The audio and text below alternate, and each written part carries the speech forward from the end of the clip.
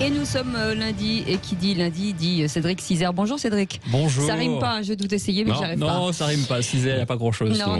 Et ce matin, comme tous les jours, vous répondez aux messages des auditeurs qu'ils vous laissent sur le répondeur. C'est vrai. Des messages particuliers, quand même. Oui, c'est des personnages un peu bizarres, parfois, même, j'ai envie de dire. Oui, vous savez que j'ai soif. Ah. Ouais, ça fait une semaine que j'ai pas bu une goutte d'eau. J'ai l'impression de vivre la vie de Gérard Depardieu. Mais pourquoi ça? Pourquoi À cause de l'affaire Poutine-Navalny, vous savez, l'opposant de Vladimir Poutine qui aurait été empoisonné avec une bouteille d'eau. Aïe. Alors déjà, c'est pas de bol parce que Navalny, c'est le seul russe qui boit de l'eau. Ça n'existe pas normalement. Hein. Alors moi, j'ai un pote russe, Piotr, il connaît même pas le goût de l'eau parce que même pour se brosser les dents, c'est avec de la vodka 87 degrés. Donc quand il vient chez moi pour lui faire plaisir, je lui prépare des cacahuètes et du desktop. Mais bon, moi j'ai trop peur de l'empoisonnement là. Franchement, je suis traumatisé. Mais c'est pas Poutine qui va vous empoisonner quand même. Hein. Non, mais je sais qu'il y a quelqu'un qui cherche à m'empoisonner pour me punir, pour se venger. Mais qui? Éric Revel, le patron d'Azur TV. Il a déjà essayé de m'envoyer tous les téléspectateurs d'Azur TV pour me casser la gueule. Et même si c'était 2 contre moi, heureusement, je m'en suis sorti. Alors, pour me mettre du baume au cœur, une vieille connaissance m'a laissé un message pour me parler de la journée du patrimoine. Ah, très bien. Oh, bonjour, c'est Henriette du Mans.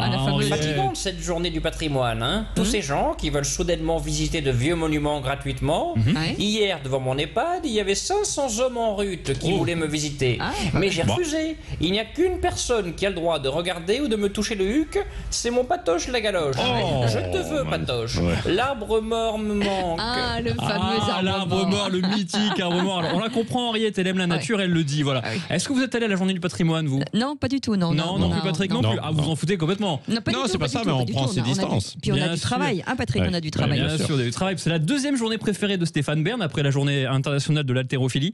Il progresse, Stéphane, en haltérophilie. Samedi, il a soulevé 2,5 kg. C'était un truc de fou. Hein. Alors, moi, hier, je suis allé chez Brigitte et Manu, bien sûr. Je suis allé visiter pour le nouveau salon de l'Élysée qui est enfin terminé à 930 000 € de travaux. Franchement, ça les vaut. Ça les vaut parce qu'on critique la somme dépensée, mais ça va vite. Hein. T'achètes une bibliothèque Billy, 3 poufs Kikuslauf et une table basse Lofbacken, ça y est, t'es à 930 000 €. Alors, c'est pas comme chez vous, Cécile, c'est pareil. 930 000 €, ça va, c'est pareil, votre salon. Bah oui, à quelques euros près, c'est pareil. C'est pareil. Alors, dans le salon de l'Élysée, moi, je me suis mis à l'aise. Je me suis installé sur le canapé en slip, débardeur, chaussettes, et j'ai regardé l'arrivée du Tour de France en mangeant des Pringles au vinaigre. Alors, j'ai pas compris pourquoi je me suis fait virer par la sécurité parce que. C'est les miettes. Les miettes. C'est ça. Non, parce qu'en fait, moi, j'ai l'impression que c'était chez moi le salon de l'Élysée. Je suis désolé, c'est un peu nous qu'on l'a payé, quoi, avec nos impôts, et ça, c'est encore la faute des Arabes. Excusez-moi, je me suis cru sur CNews là. Alors, il y a un très grand voyant qui m'a contacté. Message suivant venu de l'au-delà. Bonjour Cédric, c'est Jean-Claude Alexis. Je vous appelle des Astres, de Mulhouse plus précisément. Je suis docteur en astrologie, licencié de médiumnité et diplômé de l'école Yves le Charlatan.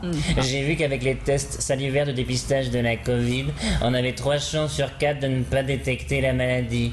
Moi je vois tout de suite si vous êtes infecté par la Covid.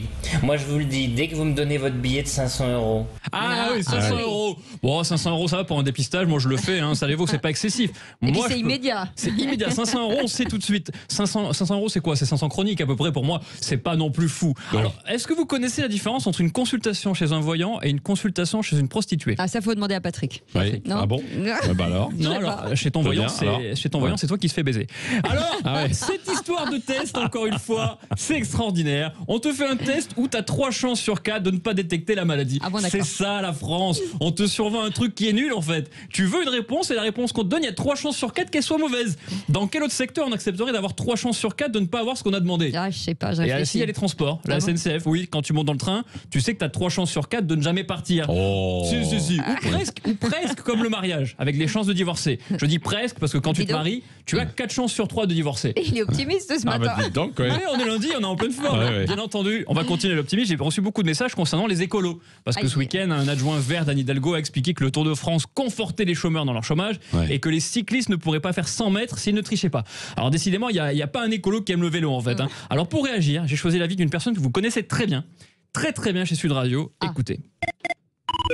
Bonjour Cédric, c'est Philippe Bilzer. Je suis consterné par les écologistes qui chaque jour me donnent encore plus envie de laisser couler l'eau du robinet quand je me brosse les dents. Oui, il m'en reste encore 4. Mais Cédric, j'ai un service à vous demander en tant qu'ancien magistrat de la République. Est-ce que je peux avoir le numéro d'Henriette Dumont? Je voudrais l'ajouter sur Snapchat. Ah d'accord, il veut pécho Henriette. Alors là, vous avez laissé passer votre chance, Patrick. Patrick, je suis désolé pour vous. Alors, pour en revenir à tous les coups d'éclat des écolos, je suis dépité. Parce que quand tu commences à manger une noix de cajou, tu peux plus t'arrêter. Ça, on le sait, Patrick, on le sait. Et ben, j'ai l'impression que les Verts ne vont plus pouvoir s'arrêter de dire des conneries. Tous les jours, ça continue. Et moi, j'ai plus aucun espoir dans la politique parce que les Verts, c'était les gentils. Nuls comme tous les autres, mais au moins gentils. C'était l'équivalent de Guingamp au foot, quoi. C'était les mecs qui prenaient une douche par mois, qui faisaient des câlins aux arbres, qui mangeaient des smoothies au chou de Bruxelles en écoutant les frérots de la Vega, en reconditionnant leurs excréments pour en faire des vases. Et finalement, les Verts, tu te rends compte que c'est Anakin Skywalker. Au début, quand personne ne les connaissait, c'était des gentils. Dès qu'on leur a filé le pouvoir, ils sont devenus Dark Vador, quoi. Voilà, et ça m'embête parce que vraiment, qu'est-ce qu'ils aiment les Verts? Ils veulent pas des chômeurs, ils veulent pas du Tour de France, pas d'arbre de Noël, pas de belle meuf pour féliciter un gars qui est obligé de porter un short tellement serré qu'il pourra plus jamais avoir d'enfants. Tout est polluant, tout est sexiste. Donc je me fais du souci pour la catégorie de personnes à laquelle je n'appartiens pas. Les gens beaux. Les gens beaux vont devoir se planquer. Cécile, vous allez devoir vous planquer. Sinon, les Verts vont pas vous aimer. Quel dragueur. Voilà, je sais. J'espérais que je puisse finir ma chronique tranquille pour une fois, mais on me dit que Jean Castex nous appelle. Matignon nous appelle. Encore une nouvelle annonce à faire aux Français qui, à mon avis, va chambouler nos vies. On écoute l'annonce du Premier ministre. On est comme ça. J'ai hâte. Françaises, Français, le gouvernement vous rappelle que pour nager, il faut qu'il y ait de l'eau. Mais c'est ça. Très très fort, Jeannot. C'est dingue. Comment je n'ai pas pensé plus tôt? Réfléchissez à ça, pensez-y. Alors je suis désolé, après une telle annonce choc, je préfère vous dire à demain. Merci beaucoup, Cédric Cisa. N'oubliez pas que bien sûr, vous pouvez retrouver sur la chronique sur sudradio.fr et on a